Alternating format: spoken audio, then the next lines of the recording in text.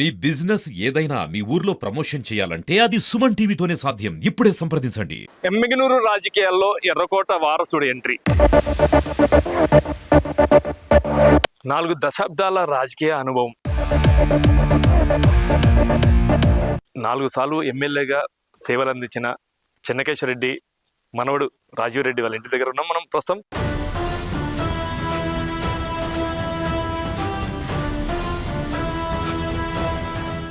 దీని వెనకాల మీకు ఇన్ఛార్జ్ రావడానికి వెనకాల ఎవరున్నారు? ఒక రకంగా అన్న మా తాతగారు ఉన్నారు, ఇంకొక రకంగా ఇలా ఇంత సీనియర్ల మధ్యలో మీకు ఈ ఇన్ఛార్జ్ రావడం, ఈ బాధ్యతను ఎలా తీసుకుంటారు అన్న? ఫస్ట్ అయితే అన్న టువర్డ్స్ మై ఏజ్ రకంగా మాట్లాడదాము అనుకుంటే ఇట్స్ డిఫరెంట్, బట్ యా. అయితే ఎమ్మిగనూరు నియోజకవర్గంలో రాజకీయ అనుభవం వల్ల లేకంటే వయసు అనుభవం వల్ల ఏ అనుభవం ఉంటే ఇక్కడ రాజకీయంగా ముందుకెళ్ళగలుగుతారు? ఎమ్మిగనూరులో గెలవాలనుకుంటే మా ఎంతమంది వచ్చినా కూడా ఇది మరి మీరు ఎప్పుడైతే మీరు ఇన్ఛార్జి బాధ్యత తీసుకున్నాక వైసీపీ పార్టీలో కొందరు మిమ్మల్ని వ్యతిరేకిస్తున్నారు. రాజీవ్ రెడ్డి గారు వద్దు అని కొందరు ఎందుకు వ్యతిరేకిస్తున్నారు మిమ్మల్ని? నాకున్న ఆలోచనలో వయసు కాక వాళ్ళు నచ్చకపోవచ్చు,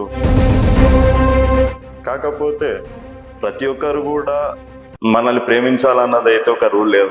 వైసీపీ పార్టీలో ఇన్ఛార్జిగా మీరు వచ్చిన వెంటనే ఏదో టీడీపీ పార్టీ వాళ్ళు విమర్శించాలి, కానీ ఇక్కడ మీ పార్టీ వాళ్ళే విమర్శిస్తున్నారు. దీని ప్రజల్లో గందరగోళం అయితే ఏర్పడింది కదా. ప్రతి ఒక్కరు ఏమంటున్నారు, రాజీవ్ రెడ్డికి వచ్చింది మేము ఆ పిల్లోడికి అయితే చేయము. బయట విమర్శ వస్తుంది, రాజీవ్ రెడ్డికి ఎలాంటి అనుభవం లేదు, తాతగారి మాట విన్నారు, తండ్రి గారి మాట విన్నారు అంటున్నారు. మీరు ఎవరి మాట విని ప్రజల్లోకి వెళ్తున్నారు? నేను డెఫినెట్ గా వాట్ ఎవర్ ఇస్ నెసెసరీ నాకు కరెక్ట్ అనిపించింది చేస్తా.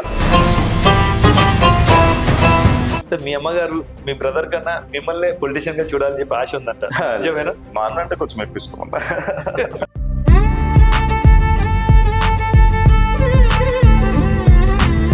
ఎమ్మిగనూరు నియోజకవర్గం విషయానికి వస్తే మీ పార్టీలో గతంలో ఇన్ఛార్జిగా ఉన్న బుట్టారెడ్డి గారు చాలా సాఫ్ట్గా ఉంటున్నారు.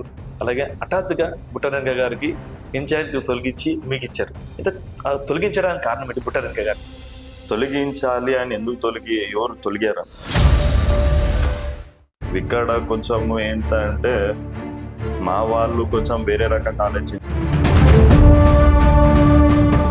అంటే ఒక సభల్లో మీ తాతగారు స్వయంగా చెప్పారు, బుట్టారెడ్డి గారు కూడా ఉన్నారు పక్కనే, మీరు బుట్ట ఫౌండేషన్ ఇక్కడ తీసివేయాలా, మీరు కర్నూలులో పెట్టుకోండి అని అన్నారు. దీన్ని ఎలా చూడొచ్చు? మా పెద్దాయన తీసేయమనింది వచ్చేసి రాజకీయ ప్రకారంగా అయితే కాదు.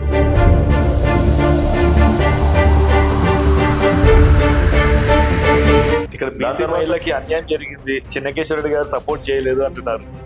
కానీ బీసీ మహిళకి మోసం జరిగిందని ఇప్పుడు ఏదైతే ప్రచారం చేస్తా ఉన్నారో అదే తప్పని చెప్తా ఉన్నా. నేను అనవసరంగా ఆంటీని తప్పు పడతా ఉన్నారు కొన్ని చోట్ల. చాలా మటుకు పార్టీలో వర్గాలు చూసాం, కానీ మీ కుటుంబంలో కూడా వర్గాలు, తాతగారి వర్గం, నాన్నగారి వర్గం, మీ వర్గము. పాపం వాళ్ళు అభిమానంతో వచ్చి వాళ్ళకి ఎప్పుడో ఒక ఇబ్బంది ఉంది, ఆ ఇబ్బంది నా వల్ల ఏదో సాల్వ్ చేయగలిగినప్పుడు వాళ్ళు అభిమానంతో వస్తారు. అభిమానాన్ని మనం వర్గం అన్నా కూడా తప్పే కదా. మీ పార్టీలో బుట్టారెడ్డి గారిని ఇన్ఛార్జ్గా తొలగించి పార్లమెంట్ ఇన్ఛార్జ్గా ప్రకటించిన వెంటనే తర్వాత మిమ్మల్ని ఇన్ఛార్జ్గా వేశారు. ఈ తరుణంలో హఠాత్తుగా పక్క నియోజకవర్గం, మంత్రాలయం నియోజకవర్గం, బాలరెడ్డి వాళ్ళ కొడుకు కావచ్చు, వాళ్ళ చిన్న కొడుకు కావచ్చు, వాళ్ళు రాజీవ్ రెడ్డికి ఇస్తే మేము పోటీలో ఉంటాం అని ధన్యరెడ్డిగా ప్రకటించారు. ఆ విషయంలో అయితే ఐ హావ్ నో కామెంట్స్. మీరు కొన్ని కమిటీలు వేశారు, కమిటీలో కూడా సీనియర్లకి ప్రాధాన్యత ఇవ్వలేదని అంటున్నారు, విమర్శ వస్తుంది. కమిటీస్ విషయంలో కూడా మాకు డిస్టర్బెన్సెస్ ఉంటే కూడా మేము హైకమాండ్తో మాట్లాడుకొని వేరే విధంగా చేసినాం. కానీ ఎమ్మిగనూరులో చాలా విమర్శలు వస్తుంది, చెన్నకేశ్వర ఫ్యామిలీ కావచ్చు, మీ తాతగారి ఫ్యామిలీ కావచ్చు, బి విజయనేశ్వర ఫ్యామిలీ కావచ్చు. ఈ ఇద్దరు ఎమ్మిగనూరులో వీళ్ళే ఉండాలా ఎమ్మెల్యేగా, వీళ్ళకి లోపాయకార ఒప్పందాలని ఉంటే ఆ కుటుంబం ఉండాలా, లేదంటే ఈ కుటుంబం ఉండాలా, మూడో వ్యక్తి ఇక్కడ ఎమ్మెల్యే కాకూడదు అని. నేను ఇక్కడికి వచ్చి లీడర్ అని చెప్పుకుంటే నాకు 2 నిమిషాలు అన్నా, కానీ ప్రజల ఆశీస్సులు కూడా ఉండాలి అని నేను అంటా అన్నా. అవునబ్బా, ఇంత అభిమానిస్తున్నారు వాళ్ళని కాదని నేను అడిగి వాళ్ళ రెడ్లే ఇక్కడ పరిపాలించాలంటారా? అన్న నేను మళ్ళీ అడిగి వస్తా ఉన్నారు. నేను అదంటే అదే అంటా ఉన్నా.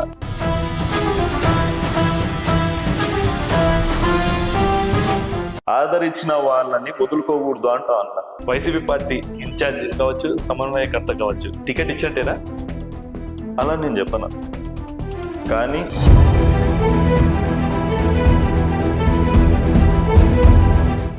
ఇంత సాఫ్ట్గా ఉంటే రాజకీయాల్లో ముందుకి ఎలా వెళ్తారు మరి? అన్న నేను సాఫ్ట్ అసలు కదా.